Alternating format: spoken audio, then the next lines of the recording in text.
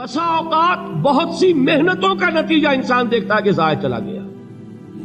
میں نے 10 سال محنت کی، حاصل کوئی نہیں نکلا. یہ ثمرات کیا ہیں؟ محنتوں کے ثمرات کا ضیاع. کوشش آپ نے کی، قسمت کی خوبی دیکھی ہے، ٹوٹی کہاں کمن، 2-4 ہاتھ جب کے لبے بام رہ گئے. Be prepared. ایک شاعر کے یہ اشعار ہیں، وہ کمیونسٹ تھا، میں نام بھی نہیں لیتا، لیکن یہ کہ یہ اسی انقلابی، چونکہ ان کا بھی ایک انقلابی نظریہ ہے، انقلابی عمل میں یہ سارے مراحل آتے ہیں. کوئی سیٹ بیک آیا، فرض کیجئے کوئی ناکامی ہو گئی، تو اپنے ساتھیوں کو دل بندھانے کے لیے یہ فصل امیدوں کی ہمدم اس بار بھی غارت جائے گی، سب محنت صبحوں شاموں کی اب کے بھی اکارت جائے گی. میرے نبی کے ثمرات کا جو لفظ یہاں آیا ہے، وَنَقْصٍ مِّنَ الْأَمْوَالِ وَالْأَنفُسِ وَالثَّمَرَاتِ، سب محنت صبحوں شاموں کی اب کے بھی اکارت جائے گی. دھرتی کے کونوں کھدروں میں پھر اپنے لہو کی کھاد بھرو، پھر مٹی سینچو اشکوں سے، پھر اگلی رت کی فکر کرو، پھر اگلی رت کی فکر کرو. جب پھر ایک بار اجڑنا ہے، ایک فصل پکی تو بھر پایا، تب تک تو یہی کچھ کرنا ہے. ایک مقصد ہے سامنے، انقلاب برپا کرنا ہے. ایک کوشش ناکام ہو جائے کوئی پرواہ نہیں، نیکسٹ. پھر تیار رہو ناکامی کے لیے. ایسا نہ ہو جو انگریزی میں کہتے ہیں hope for the best but be prepared for the worst. ایسا نہ ہو کہ دوسری مرتبہ ناکام ہو کے بددل ہو جاؤ، تمہاری ہمتیں جواب دے جائیں. نہیں، پہلے سے تیار رہو کہ دوسری مرتبہ بھی ناکامی آئے تو آئے، لیکن جب تک کہ کامیابی حاصل نہیں ہوتی ہمیں یہ کام کیے چلے جائیں. دیکھیے سیرت میں آیا کہ نہیں یہ واقعہ. بدر میں مسلمانوں کو فتح ہوئی تو احد میں زک پہنچی کہ نہیں؟ 70 صحابہ شہید ہوئے کہ نہیں؟ اگر ان کی ہمتیں جواب دے جاتی تو گاڑی کیسے چلتی آگے؟ تو فرمایا وَلَنَبْلُوَنَّكُمْ بِشَيْءٍ مِّنَ الْخَوْفِ وَالْجُوعِ وَنَقْصٍ مِّنَ الْأَمْوَالِ وَالْأَنفُسِ وَالثَّمَرَاتِ. ہم تمہیں لازماً آزمائیں گے، خوف کی کیفیت سے، فقر و فاقے کی کیفیت سے، بھوک سے، جان کے نقصان سے، مال کے نقصان سے، محنتوں کے حاصل کے ضائع ہو جانے سے. وَبَشِّرِ الصَّابِرِينَ، اور اے نبی بشارت دیجئے صبر کرنے والوں کو. الَّذِينَ إِذَا أَصَابَتْهُمْ مُصِيبَةٌ، وہ کہ جب ان پر کوئی تکلیف آئے، کوئی مصیبت آئے، کوئی آزمائش آئے، قالوا انا للہ وانا الیہ راجعون، وہ یہ کہیں کہ ہم اللہ ہی کے ہیں، اللہ ہی کی طرف لوٹ جانا ہے. یہ وہی انداز ہے جو میں نے فارسی کا شعر سنایا تھا آپ کو کہ سرے تسلیم خم ہے جو مزاج یار میں آئے. وہ ہمارا مولا ہے، ہمارا آقا ہے. اگر اسے یہی منظور ہے تو ہمیں بھی یہی منظور ہے. میں نے تسلیم و رضا کی بات کی تھی نا، آپ کو کچھ شعر سنائے تھے. ایک شعر اور سنیے، اور یہ کس کا ہے؟ محمد علی جوہر کا.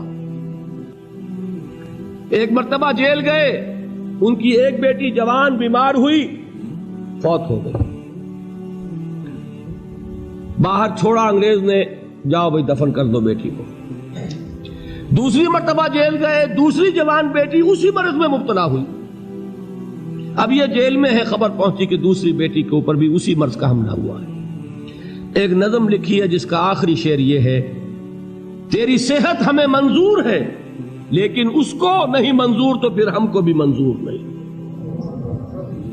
یہ ہے، جب تک یہ کیفیت نہ ہو اس میدان میں آدمی ثابت قدم نہیں رہ سکتا کہ میرے رب کو اگر یہ منظور ہے تو یہی مجھے منظور ہے، اور تیری صحت ہمیں چاہیے تو ضرور، لیکن ہمارے رب کو منظور نہیں تو ہمیں بھی منظور. راضی برضائے رب. وَبَشِّرِ الصَّابِرِينَ الَّذِينَ إِذَا أَصَابَتْهُمْ مُصِيبَةٌ قَالُوا إِنَّا لِلَّهِ وَإِنَّا إِلَيْهِ رَاجِعُونَ. نہ شود نصیب دشمن کے شود ہلاک تیغت، سر دوستہ سلامت کے تو خنجر آزمائے. أُولَئِكَ عَلَيْهِمْ صَلَوَاتٌ مِّن رَّبِّهِمْ وَرَحْمَةٌ، یہی ہے وہ لوگ جن پر ان کے رب کی طرف سے عنایتیں ہیں اور رحمتیں ہیں. وَأُولَئِكَ هُمُ الْمُهْتَدُونَ، اور یہی ہے وہ لوگ جو کامیاب ہونے والے ہیں، ہدایت پانے والے، ہدایت یافتہ.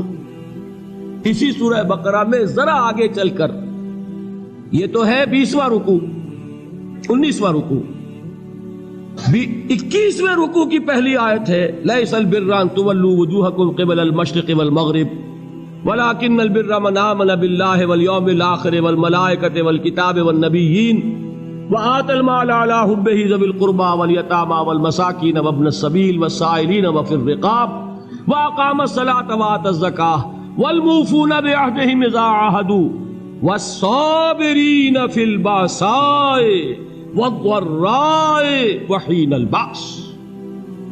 اب یہ آیت جو ہے سورۃ العصر میں جو مضامین آئے تھے سارے اس میں موجود ہیں۔ وہاں ایمان کا لفظ آیا، یہاں 5 ایمانیات کی تفصیل آ گئی، اعمال کی تفصیل آئی، اور آخری بات وہاں کیا ہے وَتَوَاصَوْا بِالصَّبْرِ، اور یہاں کیا ہے وَالصَّابِرِينَ فِي الْبَأْسَاءِ وَالضَّرَّاءِ وَحِينَ الْبَأْسِ، اور صبر کرنے والے، اصل نیکی ان کی ہے جو صبر کریں، کس میں؟ جنگ کے وقت، ذرائے، باسائے، باسا کہتے ہیں فقر اور فاقہ، واحد آئے گا باس تو اس کے معنی جنگ، اور باسا جمع میں آئے گا تو فاقہ، فقر، بھوک، اور ذرائے جسمانی تکلیف، ضرر، جسمانی تکلیفوں میں صبر کرنے والے، فقر اور فاقے میں صبر کرنے والے، اور جنگ کے وقت صبر کرنے والے، اولئک الذین صدقوا واولئک هم المتقون، یہ ہیں وہ لوگ جو صبر کرنے والے ہیں، یہ ہیں جو سچے ہیں، جو اپنے دعوے میں نیکی کے اور ایمان کے صادق ہیں، اور یہی وہ لوگ ہیں جو متقی۔ اگلی سورت ہے سورہ آل عمران، اس میں 2 لفظ آئے ہیں، آخری آیت یا ایھا الذین آمنوا اصبروا وصابروا ورابطوا واتقوا اللہ لعلکم تفلحون۔ دیکھیے یہاں صبر اور صابر جو تعلق جہد اور جہاد کا ہے وہی ہے صبر اور مصابرت۔ صبر ایک طرفہ عمل ہے، آپ جھیل رہے ہیں، برداشت کر رہے ہیں، صبر علی المعصیہ، صبر علی الطاعہ، صبر علی الابتلاء، یہ سب کیا ہے؟ صبر۔ اور مصابرت کیا ہے؟ صبر کا صبر سے مقابلہ۔ یہ سورہ آل عمران، اب وقت نہیں ہے میں آپ کو سناتا اللہ تعالیٰ نے کیسے کیسے مسلمانوں سے کہا، مسلمانوں تمہیں زک پہنچی ہے تو انہیں بھی تو پہنچی تھی، ان کے 70 نہیں مارے گئے تھے بدر میں، ان کے حوصلے جو ہیں وہ تو پست نہیں ہوئے، وہ اگلے سال آ گئے تم پر چڑھائی کر کے، تم کیوں اتنا برا مان رہے ہو؟ تمہارے دل اتنے زخمی کیوں ہو گئے؟ تمہیں تکلیف پہنچتی ہے تو انہیں بھی پہنچتی ہے۔ اپنی غیرت جو ہے ہمیں ذرا اس کا جائزہ لینا چاہیے۔ لوگ باطل نظریات کے لیے کتنی قربانیاں دے رہے ہیں، لوگ باطل چیزوں کے فروغ کے لیے کتنی محنتیں کر رہے ہیں۔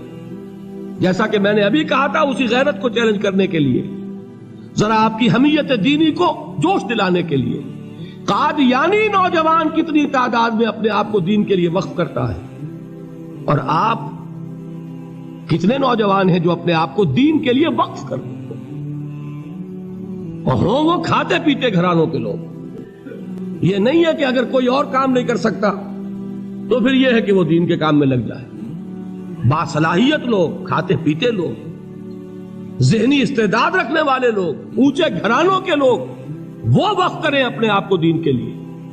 اس کے بغیر کیسے باہر آ جائے گی، کیسے رونق آ جائے گی؟ تو دنیا میں باطل نظریات والے جو ہیں، یہ بات کہی گئی ہے، مسلمانوں تم اگر توحید کے لیے لڑ رہے ہو، دیکھتے نہیں ابو جہل کو، اس نے گردن کٹوائی ہے شرک کے لیے، شرک کے لیے گردن کٹوائے، اور تم توحید کے لیے گردن کٹوانے کو تیار نہ ہو۔ اس نے گردن کٹوائی کہ نہیں کٹوائی؟ اور کس طرح کٹوائی ہے؟ کیونکہ بڑا متکبر قسم کا، فرعون قسم کا شخص تھا، جب گردن کاٹنے لگے تو کہتا ہے ذرا نیچے سے کاٹنا، تاکہ جب تم نیزے کے اوپر چڑھاؤ میرے سر کو تو اونچا نظر آئے، معلوم ہو سردار کا سر۔ وہ بدبخت مرتے ہوئے بھی جو اس کی کیفیت تھی نا، اس کو ذہن میں رکھیے۔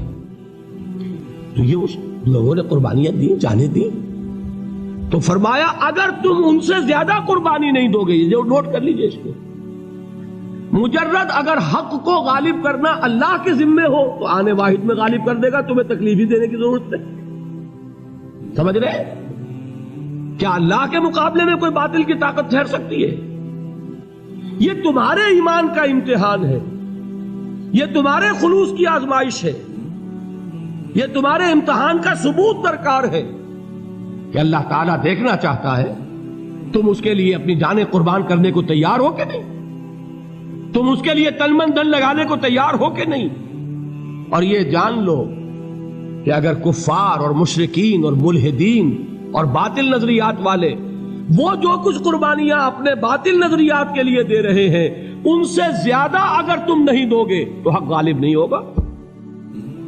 انہوں نے جو صبر کیا ہے اپنے باطل نظریات پر، اگر تم اس سے زیادہ صبر کا ثبوت نہیں دو گے اپنے اس حق پر تو حق غالب نہیں ہوگا۔ اس لیے فرمایا یا ایھا الذین آمنوا اصبروا وصابروا، نہ صرف یہ کہ صبر کرو بلکہ صبر میں اپنے دشمنوں سے آگے نکلو، ان کے صبر سے بڑھ کر صبر کرو۔